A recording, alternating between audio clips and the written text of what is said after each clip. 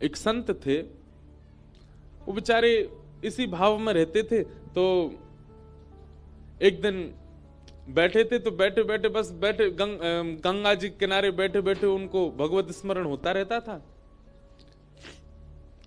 किसी कीड़े ने काट लिया उनको एक जगह, और कीड़े ने काटा तो वो छोटा सा घाव हो गया वहां पर, लेकिन उन्होंने चिकित्सा नहीं करवाई, बैठे रहे, कोई बात नहीं, बेचारा एक जीव था, उसका पेट भर गया। ऐसा भाव रखा। हम लोग ऐसे नहीं बन सकते, पर मैं एक बात बता रहा हूं, इसकी श्रेष्ठतम और उच्चतम स्थिति कैसी होती है। भगवत सन्निधि मिल जाने के बाद फिर पीड़ा का अनुभव नहीं होता। तो कोई कीड़ा काट गया तो बोले कोई नहीं, एक जीव का पेट भर गया। अब क्या हुआ कि उसकी चिकित्सा कराने का उनको मन में आया कि इसकी थोड़ी दवाई ववाई करा लें, तभी उन्होंने देखा 2-4 मक्खी आके उस पर बैठ गई। तो मन में सोचे अगर हमने इसकी चिकित्सा करा ली तो बेचारी मक्खी भूखी रह जाएंगी, बैठन दो। धीरे धीरे धीरे वो घाव फैलता चला गया, फैलता चला गया, फैलता चला गया। महाराज ऐसी स्थिति, सत्य घटना बता रहे हैं, सत्य संत की घटना है।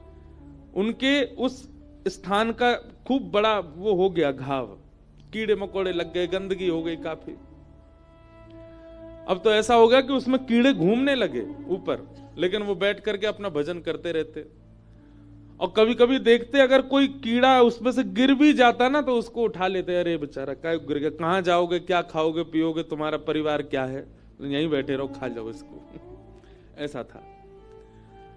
एक बार कुछ लोगों ने उनको देखा, बड़े भजनानंदी महात्मा, लेकिन उनके हाथ पे ऐसा घाव देख करके परिवार कुछ लोग गए, बोले महाराज जी आपकी चिकित्सा करवा दें हम। बोले नहीं नहीं हम ठीक हैं, बढ़िया है, हम भजन कर रहे हैं, आप लोग हमको प्रसाद दे देते हैं, इन लोगों का कौन है और इस हाथ से हमको करना क्या है, इसमें से थोड़ा बहुत कुछ पा लेते हैं, इनका पेट ही तो भर रहा है, होने दो। मैं फिर कह दूं, हम इस स्थिति में पहुंच जाएं इसके लिए नहीं कह रहा हूं मैं आपको, लेकिन भगवत भजन इस स्थिति तक पहुंचा देता है कि आपको फिर पीड़ा नहीं होती। लोगों को बहुत बुरा लगने लगा, उनके शिष्य परिकर सब इकट्ठे हो गए, बोले महाराज जी खुद नहीं जामे राजी राजी तो इनको जबरदस्ती ले चलो वैद्य के पास। जैसे ही उनको ले जाने लगे महाराज उठा करके, तुरंत वो बोले अगर तुम लोग नहीं मानोगे, जबरदस्ती मुझे वैद्य के पास ले जाओगे, मैं श्राप दे दूंगा, तुम सबके परिवार का नाश हो जाएगा। महाराज जी का ऐसा कहते ही सबने छोड़ दिया, नहीं नहीं महाराज जी आप ऐसे ही रहो। अच्छा देखो संसार कितना विचित्र है। पत्नी के सिर में दर्द हो रहा हो या पत्नी को पीड़ा हो रही हो, नहीं जा रही हो डॉक्टर के पास, पति जबरदस्ती ले जाए और पत्नी रास्ता में कह दे तुमको कसम है मेरी मत लेके जाओ, पति फिर भी ले जाएगा।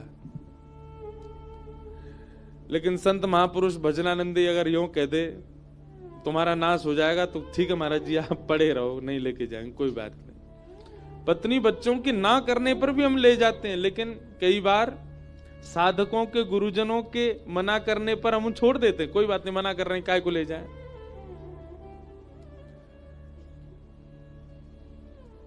छोड़ दिया सबने उनको। अभी तो महाराज जी बड़े नाराज हो गए, बोले तुम लोग ले जा रहे हो वैद्य के पास और मुझे जाना नहीं है। तुरंत उन्होंने क्या किया, गंगा जी में प्रवेश कर गए और कंठ भर गंगा जी में बैठ गए।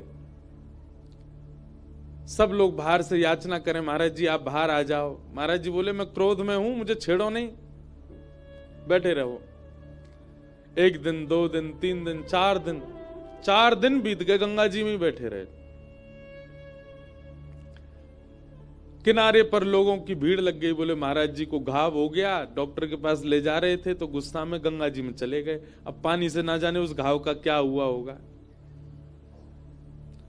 4 दिन बाद उन संत को पता नहीं क्या हुआ, निकले और जैसे ही बाहर आए तो मुख तो उनका था सांवला सांवला सा, और मुख से लेके नीचे तक सारा अंग बिल्कुल श्वेत वर्ण का हो गया और वो घाव भी बिल्कुल स्वच्छ हो गया, बिल्कुल ठीक हो गया। बाहर आए, सबने कहा बोले महाराज जी आप तो काया पलट करवाया है अपना, चरणों में प्रणाम किया। बोले घाव कैसे ठीक हो गया? बोले गंगा जी जाने। सब उनने मंगल किया। मतलब पीड़ा होने पर कष्ट नहीं और पीड़ा दूर हो जाने पर प्रसन्नता नहीं। ऐसा होता है एक भक्त का जीवन, एक वैष्णव का जीवन। हम इस स्थिति में तो नहीं जा सकते, हमको तो न कोई सुई चुभ जाए, चींटी काट जाए तो हम भागें, पर कहीं ना कहीं भजन आप कर रहे हैं और वो भजन आपको फलीभूत हो रहा है, उसका ये प्रमाण है कि संसार की पीड़ा आपको पहले से कम कष्ट देने लगे। समझ जाओ भजन लग रहा है।